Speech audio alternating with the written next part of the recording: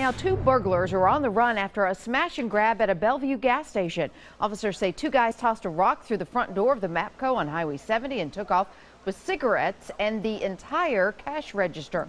Police think these are the same guys caught on camera breaking into the Shell station on Elm Hill Pike last week. The pair was in and out in less than 30 seconds, stealing about $4,500 worth of cigarettes. And in that case, they took off in a blue pickup truck. So if you know anything about either one of these break-ins, call Crime Stoppers 615-74-CRIME. Amy, a road trip took a very deadly turn after one of the passengers pulled a gun. Deputies down in Coffee County say Jose Garcia was driving from Chattanooga to Nashville when he flashed a gun, forcing the driver to pull over on I-24 yesterday. He held 5 people inside at gunpoint for 6 hours before someone was able to call 911. Another mile or so down the road, there's not much cell reception on the interstate with certain cell carriers, and we're fortunate that they were able to get out, that call. When a deputy did arrive, we're told Garcia shot himself. That same bullet hit 2 other people in the truck. They are expected to survive. The doors are locked this morning at a local market after the owner was busted for dealing pot from the counter. Now, the 2 men are facing felony drug charges this morning. You see their names on the screen. Metro Police declared the CJ Discount Market on Buena Vista Pike a nuisance and padlocked it yesterday. This is not the first time the business has been in trouble.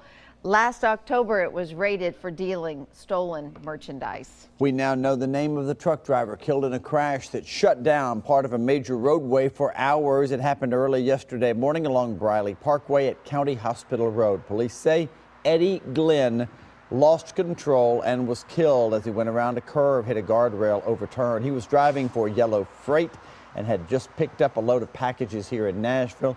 He was heading up the road to St. Louis. He was not wearing his seat belt. A popular frozen yogurt shop cleaning up after this scene yesterday, which was pretty scary. A car comes crashing right through the brick retaining wall, through the little patio they have, and then through the front window of the shop. It happened at the Sweet Cece's right there in Green Hills along Hillsborough Pike just before the store opened at 10 a.m. yesterday. Witnesses say the man behind the wheel had a medical emergency and slammed into the store. And I came to the door and you couldn't see anything. And it didn't sound like a car wreck, but you could see the debris from like bricks and other things that were right outside. So I opened the door and went out. And the car was sitting in Sweet Cece's window. A nurse practitioner was nearby and helped the man until paramedics were able to arrive. He is expected to be all right. Today, family and friends will join together to remember the 17-year-old killed by a train in Franklin. David Jr. Hernandez was walking along the tracks near the factory when he was hit last Thursday. We're told he was wearing earbuds and didn't hear the train coming. A remembrance mass will be held for the Centennial High School student tonight. It's scheduled for 6:30 at the St. Philip's Catholic Church. It will not be your standard Metro Council meeting tonight. A big crowd and maybe some heated debate expected over the plan to move the Metro Police headquarters. News Channel 5's Cuthbert Langley is in studio following this one for us, and a big debate on this issue, Cuthbert. Steve, there is. Neighbors in the area say they were not included in the decision-making process to move the police headquarters from where it is now to Jefferson Street. And tonight they are speaking out and coming out to the council meeting where leaders will discuss the new headquarters budget.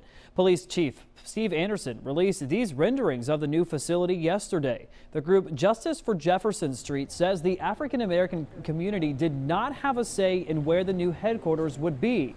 And that's not the only concern this group has. Organizers also want the Justice Department to investigate Metro Police's Operation Safer Streets, which the group says targets minorities. Yesterday, Justice for Jefferson Street filed a civil rights complaint against the city.